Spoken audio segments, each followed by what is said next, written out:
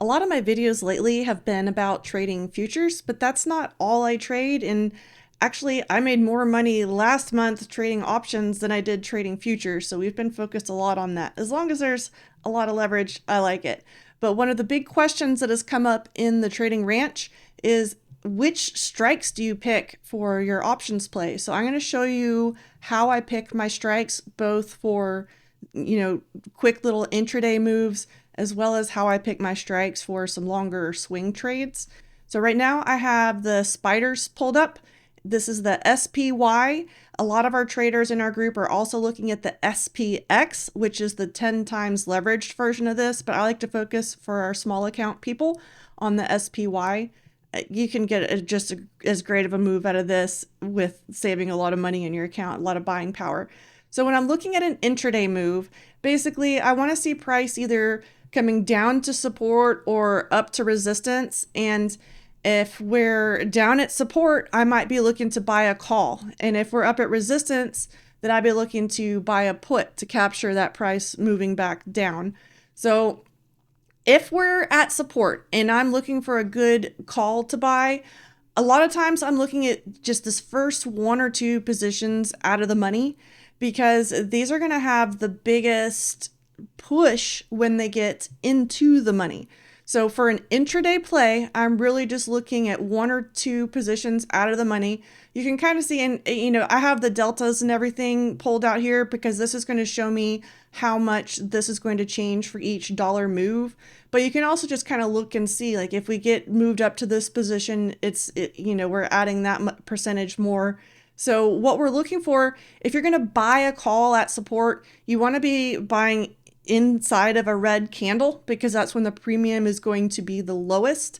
And we've got the bid and the ask right here. So we're going to be in between these two figures right here for our actual entry.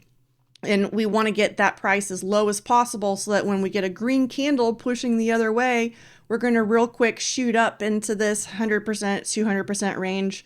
Sometimes we get even better than that, but that's the kind of move that we're looking for intraday. So just like that, if we're coming up to a resistance spot and I want to be short the market, I could buy a put. This is one of the easiest ways to define your risk and be short the market without actually shorting something, is to buy a put. Then your risk is going to be real defined. It's the same thing. I'm going to look at these kind of first two positions out of the money and see if I can get this sort of move here. And the reason that I do that is because the premium on these is going to be relatively low compared to the potential profit that I can make just by this thing getting pushed into the money. But I'm also going to take this off really fast. So I'm going to, as soon as I enter something like this, if I'm going to enter this for $29, $30 down here, as soon as I get that order in, I'm going to start putting my sell orders up at $60, $120, that sort of thing. So it's going to be a really fast move that I'm looking for just intraday. I'm going to be using just one or two positions out of the money. It's a little bit different when I'm looking for a swing trade. And I don't, the way I swing trade the SPY, I'm looking at where the actual levels that I want to go in the money are. But a lot of the times we're looking at the Mag 7 and some other things. So I'm going to use Apple as an example for how I pick a swing trade strike. And this would be, again, we want to wait until we're at support if we're buying calls, or if we're at resistance if we're buying puts. As much as we possibly can, it's going to make this trade way easier. But when I'm looking to swing trades, I've already got this pulled out to 11 days. This is on Interactive Brokers.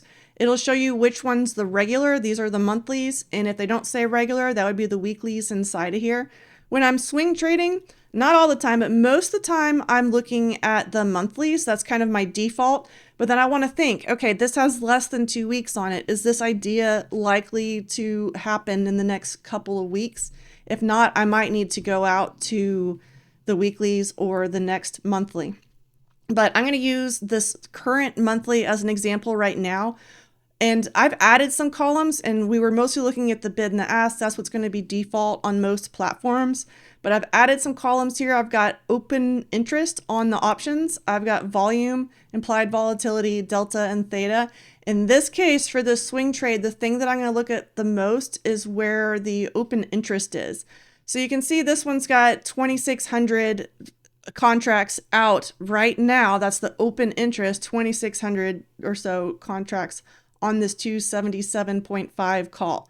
But if we look at just one ahead, then we're up here 35,900. So when I look at this, I see somebody with much deeper pockets than I have is really interested in this particular call. So this one's not in the money yet. That one might still have a little bit of room left on it, but especially we were just doing a pre-earnings run up on Apple. This is exactly the kind of thing that I was looking at on that play. I don't remember which strike we were on. It could very well have been this one, but I want to be protected by these big guys. So that's where the calls are on this one. There's also going to be puts. In this case, they're not as enthusiastic. You can see there's 24.8K there. There's 22K here. A little bit smaller than the calls here too. But again, that might be because we were recently down at support. I haven't looked at this chart today, but that's the whole idea. I still want to wait and be patient for my actual levels that I've charted.